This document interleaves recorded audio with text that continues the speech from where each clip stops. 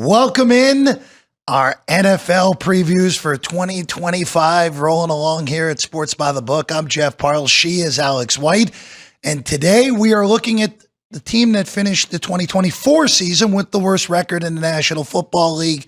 Alex, that, of course, is the Tennessee Titans. And has to be one of the least talked about first overall pick, right? Who is projected to be the starting quarterback for the Titans. It's going to be a new look deal in Nashville, and we'll dive right into it here. Of course, as Alex mentioned, they had the number one overall pick, and they used it on Miami quarterback Cam Ward after seemingly felt like a decade. It wasn't quite a decade in college for Cam Ward, but worked his way up from an undrafted guy to being the first overall pick in the NFL draft. And really just looking at the Titans, and we'll go through the AFC South odds, and you see on their schedule a win total of 5.5 here with the juice on the over. Cam Ward, at least for the Titans, the hope is that it is a massive upgrade over time over Will Levis. The big question for this 2025 season, at least going in, is how big of an upgrade immediately is Cam Ward to what Will Levis has given the Titans over the last 2 years? Which is really tough to know, right? Because we're seeing it more and more in today's day. They will just throw out those rookies, and we've seen a lot of success in the last few years, so people are hoping that he can be successful. My biggest thing, Jeff, is I think if he can take care of the football, they have got to be better than they were last year, right? Because that was the Titans' biggest problem, the turnovers, right? And that really affected their defense. Their defense was 30th in total points allowed at 27, but they were third best in total yards allowed. That just tells me that they had way too many giveaways. They were 31st in that category. So put their defense in bad positions constantly and really made it tough for them to win games. And that is why they finished dead last. Levis had only 12 starts out of the 17 last year, and he turned the ball over 15 times. That just does not get it done in this era of the National Football League. If you look at the Titans, just in comparison to the rest of the AFC South, of course, the Texans, who now won the division back-to-back years with C.J. Stroud and DeMeco Ryans at the helm, are the betting favorites yet again. And then Indy and Jacksonville, again, shop around on where the best odds are for everything. Jacksonville is plus 275 here at the South Point. Indianapolis is 3-1. Of course, Houston, even money. And down at the bottom there, Alex White, 10-1 to win the AFC South for the Titans. Again, it would take a lot to go from worst to first, even in arguably the worst division in football. Right, and I do think it is probably the worst, or it's right there with the other South in the NFC, but I do think Houston is a pretty big step above the other three. I am a little surprised with Jacksonville. So close, people really counting on Trevor Lawrence to have a turnaround here, but I don't really see it. I think those three teams are a lot closer than people are giving them credit for. Now, does that make me want to bet anything that has to do with Tennessee? Not necessarily. I mean, I am a little confused why they are 10-1 and Indy is 3-1, but they're both the same odds to win it all there. So that makes me think there's a little bit of value there in that 10-1. But I'm probably just going to end up fading the other two in the Colts and the Jags rather than jumping in. But I mean, I see 6 wins for this Tennessee team. Well, let's look at the schedule right now. And of course, you mentioned 5-6 wins is what you foresee, and the bookmakers have it right there. 5.5 on the win total for the Titans, minus 140 on the over, which is intriguing to see a juice to the over. And again, there's a whole collection of NFL teams at 5.5 this year. The books didn't really want to go lower than 5.5 this year, just because there's, at least to me on the surface, other than another team in the other South that truly doesn't, no one looks truly pathetic except for one team this year, at least in my eyes. I don't think this Titan team is awful. It just, last year they just got horrible quarterback play, as we talked about. But you look at that schedule, Alex, and look, first 2 weeks, they're going to be a dog. They're going to be a nice-sized dog in Mile High against Denver, who historically plays great at home to begin the season. And then week 2, they play one of the best teams in the NFC going into the year in the LA Rams. But Alex, as you go through, there are going to be games where Tennessee ends up being favored this year. No, I completely agree. I mean, right there at week 3 against a in-division rival here with the Colts, they could definitely take that one. They are at home, so they will be getting a few points there, so depending on their power ratings. But I do think that that could be a pick, or they could be a small favorite. depending on how the Patriots do. They are on their schedule down the list a little bit there. Seattle, new look Seahawks, right? So there are a few opportunities here, but I do think that the bookmakers pretty much nailed it there with that 5.5. So just eyeballing here. So I'll just give you like best case, worst case scenario here for me, because just going through it, unless if Indianapolis really backs up, and there are plenty of questions with the quarterback situation, Richardson not healthy during the offseason. Daniel Jones was might be given the keys to the car in Indy. It's going to be hard for me to see Tennessee not finish last. Maybe they finish in a tie for last with the Jacksonville or Indy potentially. Yeah. But you looked at that schedule, there is that stretch from week 3 through week 8. That's the stretch that's going to tell the tale for what this team ends up being. They see Indianapolis twice. They have to go on the road to Houston, Arizona, and the Raiders back to back to back. That's a pretty brutal road trip, especially when you're playing two West Coast teams. You're probably staying either in Vegas or Arizona in between the Cardinal and Raider games. Then you get New England, who seems to be the sexy pick across the board. And then you get a second crack of Indy. If the Titans can get through that stretch where in week 3 through 8, they find a way to go 3-3, find a way even to go 2-4, they're going to have a real shot to go over that 5.5, especially if they go 3-3, where you look down the board and they have the last few weeks of the year, they play Jacksonville twice. They play Cleveland, who's tied with them for the lowest win total in the NFL, and then New Orleans, who I think is the worst team in the NFL by margin going into the season. By the way, they get that in Nashville as well. There is a path to win 7-8 games if Ward is the runaway rookie of the year, which, by the way, he's plus 350.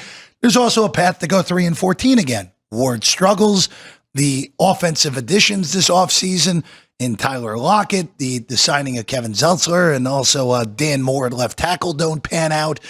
And this offense struggles yet again under Brian Callahan's coaching. I will say to that point, Jeff, I think that there's more of an upside here because I think they're going to have a pretty good defense. And I do think that they'll be able to keep them in games. So how many points will they really have to put on the board here? Like I said, take care of the football is going to be the number one thing. I do like that Tyler Lockett, a veteran who can really step in there for that wide receiver room. It'll be interesting, definitely. But I think you nailed it. I think that stretch right there from week 3 to week 8, I think that is very telling. I had them down for 2. You pushed it to maybe 3-3. We'll see, but that is definitely their road to getting over this team total. Well, that's the thing. Like, if you're looking at betting this 5.5, you got to go through everything. When you're betting win totals, you go through all the schedules. I know it's a lot of work, but you got to do it if you're going to bet the win totals. And for me with Tennessee, you go 3-3 in that stretch, and that is, look, there's 4 road games mixed in there. I get it. It's hard. But if you go 2-4, 3-3, you at least give yourself an avenue. I think they're going to get clocked week 1 at Denver. That's a bad spot to go on the road to elevation against a team that might have the best defense in the NFL when it's all said and done this year. And then you're playing a team, look, the Rams, that's not an easy flight, LA to Nashville. But the Rams, to me, are a legitimate Super Bowl contender this year. That's a really bad draw week 1, week 2 for a young quarterback making his first 2 starts. So that's really the angles more so than anything, where those week through 8 stretch, those 6 games are critical if you're betting this over 5.5. With that being said, do you think that the sportsbooks will drop that 5.5 after losing the first 2? They shouldn't, but they will. That's usually how it works. So maybe we even over a 5? Even if they drop the juice, Alex, like if they drop it to 5 even or 4.5 minus 20, like that's a huge difference. You at least have your push in your hand. You at least have a 4.5 as well. We haven't really mentioned on the right column of this graphic here that Ryan McCormick and company put together. Cam Ward is plus 350 to win the offensive rookie of the year. You know, it's going to be interesting because in that offensive rookie race this year, Tyler Shuck is probably going to start from the get-go in New Orleans. Who knows how much of Jackson Dart we'll see in New York. I don't know what Cleveland's doing at quarterback. And then on the Brown discussion, when we do that one, that will be a whole thing. It really just goes through Ashton Genty Omarion, Hampton, and Cam Ward for me. It goes through those three guys. I think it's going to be really difficult for Travis Hunter to win Offensive Rookie of the Year because he's going to be playing both sides of the ball. I think it's going to be difficult for him to win both because of that. But hey, plus 350 on Cam Ward when he is the only quarterback that I see playing at a high, potentially playing at a high level as a rookie. That's a good advantage, and I'm a little surprised that he is not the overall favorite over Ashton Genty right now. I am too. But if you look there, as you mentioned, Hampton with the Chargers, so 2 running backs right up there on the board. So we are kind of seeing the league go back to really relying on these backs. Saquon Barkley last year, take the Eagles all the way to the Super Bowl. But I'm with you. I think that is a pretty good number. I wish I was getting a little bit more, maybe a 5-1 to take a shot there. But I mean, all in all, I really think he's the only quarterback I would be willing to take a shot on. Yeah, well, when we get to other teams across this, I think there is some value on this board. But Ward is value at plus 350, the number 1 overall pick, and he's starting day one. Yeah. Those are 2 things that you have to look at when you're betting this market and Rookie of the Year. Also, Cam Ward, 25 touchdown passes. These numbers, awards, and yardage props are via DraftKings. 4-1 to throw 25 plus touchdown passes. I would not touch that with a 10-foot pole. You can stay away from that. And then I go to the bottom of the schedule page that you saw earlier. Brian Callahan, who had a rough go of it in his first season as the head coach of the Titans. A lot of people put that onus on the fact that the quarterback was not the smartest of guys with his decision making. I don't know. I mean, this was a team that lost a bunch of close games. They actually played better with Mason Rudolph at quarterback than with Will Levis at quarterback. But 27-1 is the best number available. That's at FanDuel. That is not a good enough price to justify Callahan because realistically speaking, how does Brian Callahan win Coach of the Year? The Tennessee Titans win the AFC South.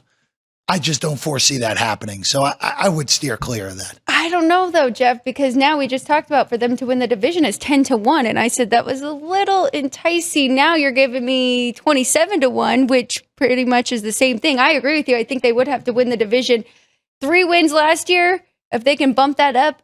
I mean, the Texans, like I said, I do think that they are above the other 3, but I don't even have them at double-digit wins this year. Sure. So they could definitely trip up here and there. And we saw their struggles last year after CJ Stroud and his kind of sophomore slump and just the team and the injuries overall. So all I'm saying is I think that is a better bet than taking Tennessee to win the division.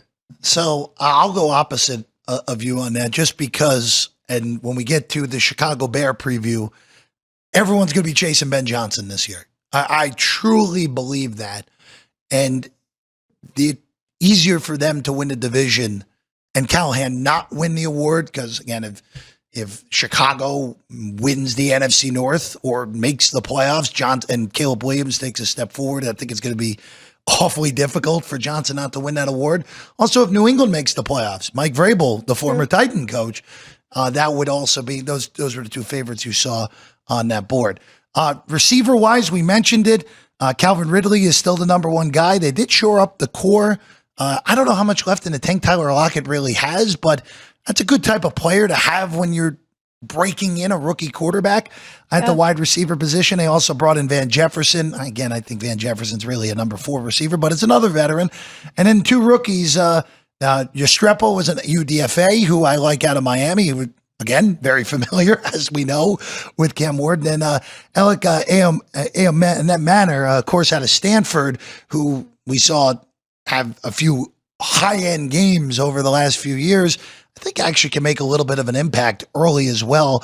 So an interesting receiving core. I do not like their running back room. I think they have a collection of backup running backs.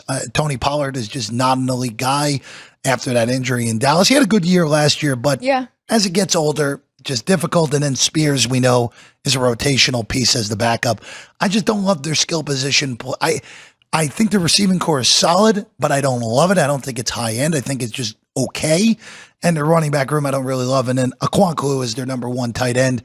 Solid, but again, that's more on Callahan's structure of the offense more so than anything on what they get out of Akwankulu.